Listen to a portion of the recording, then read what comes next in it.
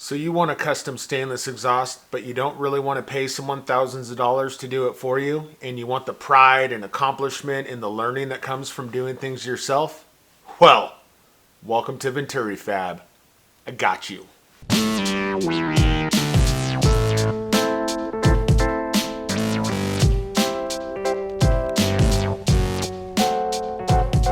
In this video, we're going to cover the basics.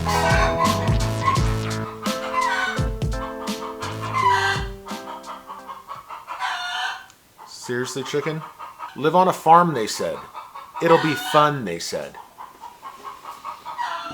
As I was saying, in this video, we're going to cover the basics. From choosing your kit, to cutting it, to routing it, to welding it.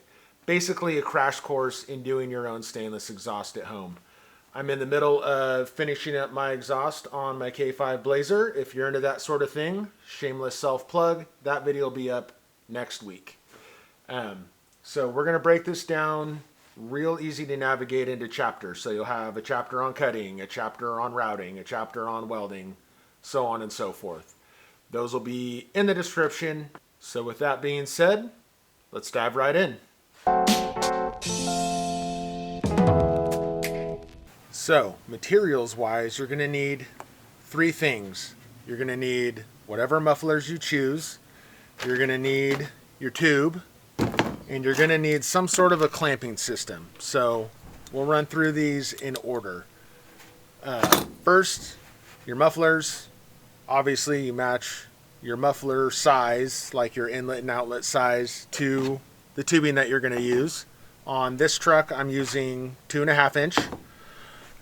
So I have 2.5 inch Spintex 6000 mufflers.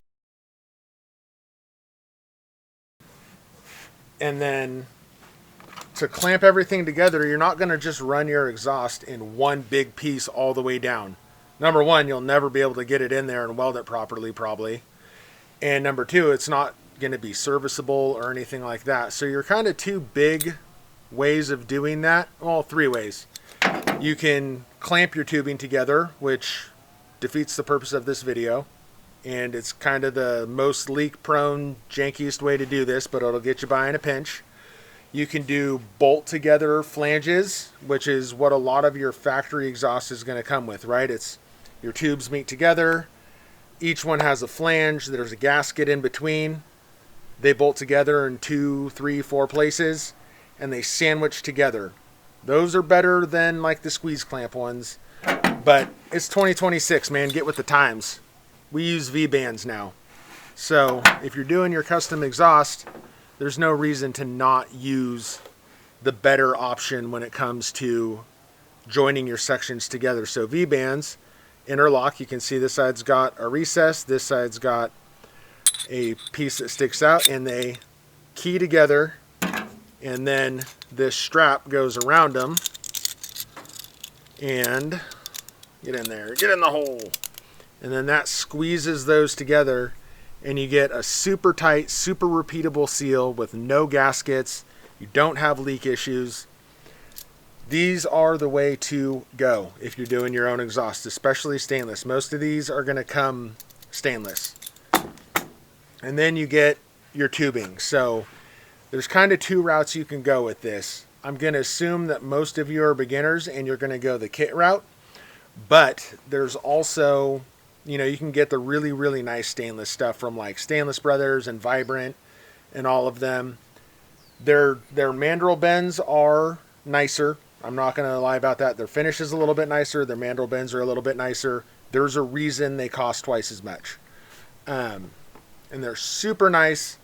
But on a lot of stuff, like even on Merle here, I'm using a kit. So you can get those from Summit, Jegs. I personally typically use Speedway for my kits. I've had good results with them, and I'm happy with their stainless tubing and whatnot. For all I know, they're all made by the same place and packaged differently. But you'll come with, I already used most of mine because I'm in the middle of building my exhaust on this truck. But you'll get 4 straight sections. You'll get 4 of these 45-degree bends. It'll come with 4 90-degree bends and 4 180-degree U-bends, which typically for most things is going to be plenty to get your exhaust done unless you're getting real fancy with it. So that's your base materials that you need to get started. Now that you've got your base materials, let's get into processing it. So you've got your mufflers, you've got your V-bands, and you've got your tubing. Now you got to make it fit underneath the truck.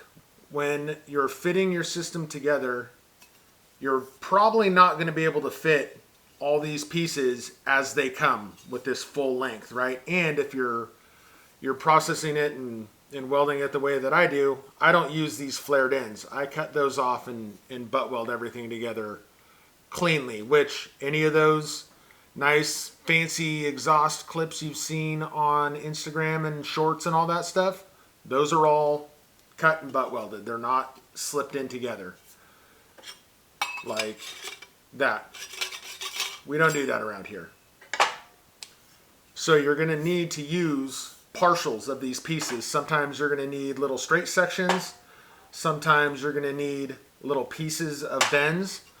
And for these to fit together correctly, right, you have to cut along the bend radius. You can't cut in like this, or your piece is going to be all ovaled and cut weird, and it's not going to match up to the other pieces. So the two main tricks, I'm going to assume that we're not using like fancy jig setup tools and whatnot for this, because that's a lot to invest if this is your first or second time doing an exhaust.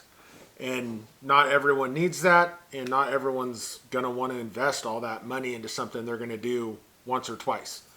So the sideways around that, you don't just want to eyeball this because your eye will lie, and it might be a little bit crooked, and then it's not going to fit right, and we'll get into why that's important in a second. So the two main tricks that I've seen people use, and I use one of these myself, is you can do a hair tie, and if you kind of spin it as it goes, it'll follow the curve.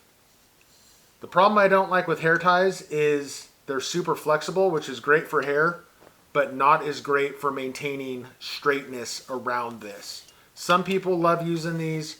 I prefer tried and true zip tie method. If you have one long zip tie, you can just use a single one. I don't have a long zip tie, so we're going to do two. And you zip tie around your tube, and this will be reusable. You don't have to use it on every tube, or you don't have to make a new one for every tube. You'll be able to slide it on and off. The trick is spinning it while you go. Spinning it helps keep it aligned. They still have, you can see, it still has a little bit of walk to it, so you got to use your eye too. But you can wrap that and spin it to your bend, and that gives you a cut line along that radius. So then you can take your pen, trace that cut line, move that out of the way, and see, you've got nice, true to the thing, so you can cut this and it'll match up to other pieces. And like I said about these being reusable, I just took that one off. And you can get it back onto another one and reuse it for more of your tubes. So the actual cutting of these, the two main ways, obviously you can use a grinder with a cutoff wheel. I've done plenty of exhausts that way. Personally, I prefer using a bandsaw. If you're going to do a bandsaw, this is stainless. Stainless will chew up a standard bandsaw blade. So I've found that these ones work really well. These Milwaukee ones, the, 4839 0611. I've done pretty much all the cuts for my Blazer exhaust on a single blade. And this is not a simple exhaust. Did that whole thing, one blade. It's probably getting to be about time to change this blade now, but these blades last very, very well. So with a bandsaw, as I said, this is my preferred method of cutting these tubes now. you need to employ like your standard bandsaw etiquette, right? If you try to shove your pipe through and make it cut faster, all that does is deflect the blade, and you end up with a cut that's not as straight as it can be. You'll end up with one that's a little crooked, or it'll have like a little woohoo in it, and then you have to spend extra time cleaning that up. Whereas if you're just gentle with it and let the saw do its blade, or let the saw do its blade, and let the saw do its thing, let the saw cut through, right? Your thicker material right here, because all your curves coming together, it's going to cut slower at the edges than it will cutting through the middle when it's just kind of single layer. So keep that in mind, right? Your cut's going to start slow. It'll be able to cut quicker in the middle, and then it'll slow back down as the material thickness builds up from the curve. So after you've made your cut, you're going to be left with your sections of cut, right? These are from a 90. Fitment for stainless is incredibly important. Stainless is a lot more prone to warping and moving around than mild steel is. So like this one's not dressed yet. I haven't trued this cut up yet. And this one is. So you see that small gap in there? That's too much of a gap. This will mean when you're filling this in, you're going to have more heat on this side than you will on this side. And it's going to want to pull that pipe. And so you'll have your whole thing bent. And I've seen people do this. Fortunately, I haven't had it happen to myself, but I've seen people do it. You get that uneven heat and it'll pull your pipe, and now your ends might not line up, and you got to go through and fix it and all of that. Whereas if you take the time and you dress all your edges and you get proper fitment like that, where it's nice and tight all the way through, this isn't going to be nearly as prone to moving around when you weld it, because you're not going to need to add extra heat. You're not going to need to add extra filler. You can just get all your good tacks on here, get it locked in, TIG weld it in with the proper amperage, and it'll stay where it needs to stay. And you're going to end up making your life so much easier by just spending a couple extra minutes when you're cutting your material. Cut it, and then for truing it up, you can either get like a flap wheel on one of these and take your time, and then just, true it up, check it on the one, see where your high spots are, see where your low spots are, and get it flat. Or if you have one or the means to use one, I recommend like a belt sander. That's what I use. Then you got that nice big known flat surface, and you can belt sand these down on that and get them nice and true really quickly. So we've got our materials cut. We've got our cuts trued up. Now you got to get it all fit under the truck. We'll go lay under my blazer. I don't have the super fancy part in there yet, so I'm not really spoiling anything for next week for you. But you can kind of see what I'm talking about when you need to think of the flow. And this is where you really this is the fun part of it. Well, the welding is the fun part too. But this is one of my favorite parts about doing this exhaust, is you get to like channel your inner artist a little bit and come up with something that looks really cool, it's unique to your car, and it's where your exhaust system gets a lot of its personality.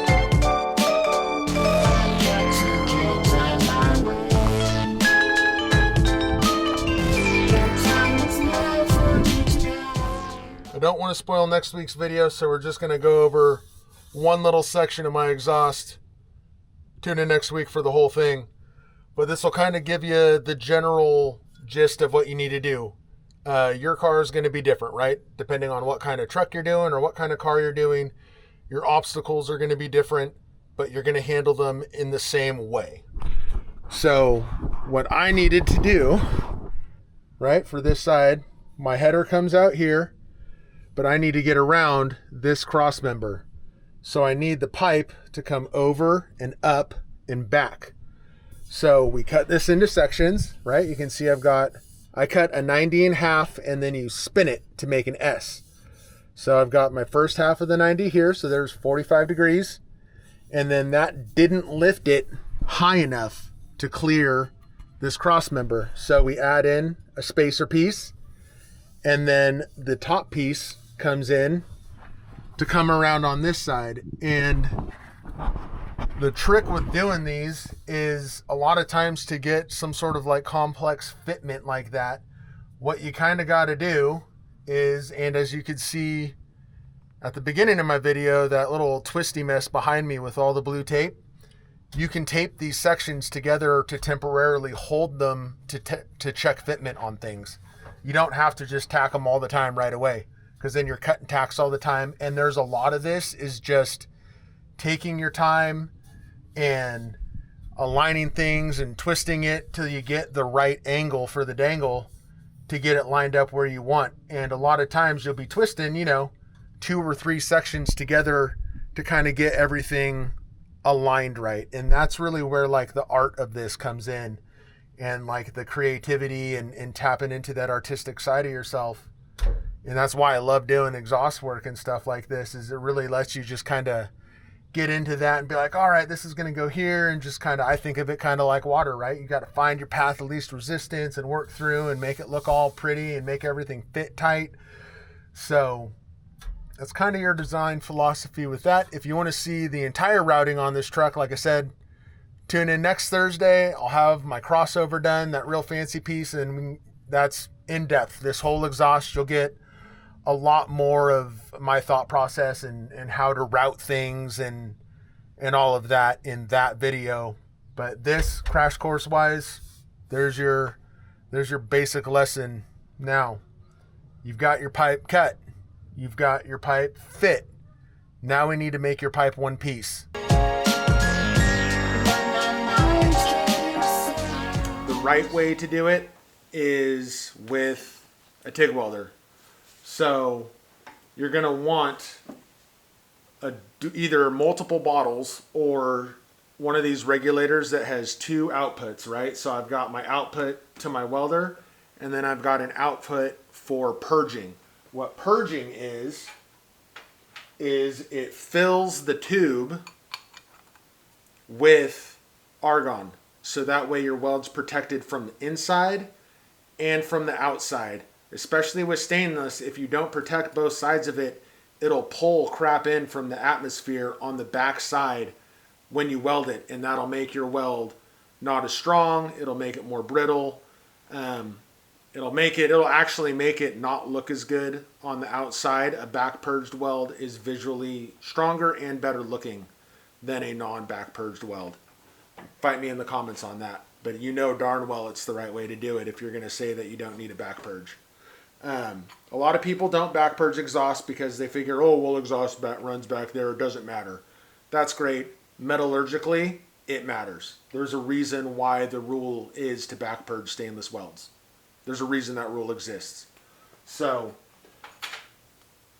the way the back purging works, and you don't need a crazy expensive setup to do that. You can spend a lot of money on back purge cups, or like this set I got off eBay. Very affordable. I'm sure that they're not as nice as the ones that cost $400, but these were like $40. They're silicone. It's got the diffuser on it. So you've got your chunk of pipes. We're just going to use this one as it goes there. You get these for the size pipe that you have. So it'll fit in on one side of the pipe. You fit it in on the other side of the pipe. Then you run a hose from this to the other end of your regulator, and you pump a couple CFM through this and give it a few minutes before you weld. And it'll fill this with argon. So now your weld is shielded from the inside because it's full of argon, and you're shielded from the outside because your TIG torch is pumping out argon and flooding that area, and you get a much stronger, much more beautiful weld. You don't need to worry about back purging when you're tacking these parts together. But those, you can hold them, get them in place, tack them.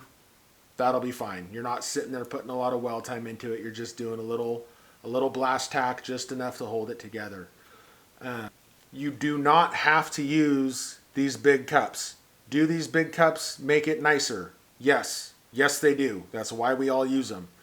But what they also do, especially if you're newer to TIG welding, like the first few stainless exhausts I did with traditional consumables. What those do is, because they don't flood so much argon into the area, it lets you see where your shortfalls are, right? Like if you're moving too fast and your gas coverage goes to crap, you can see it. If you cook your weld, you can see it.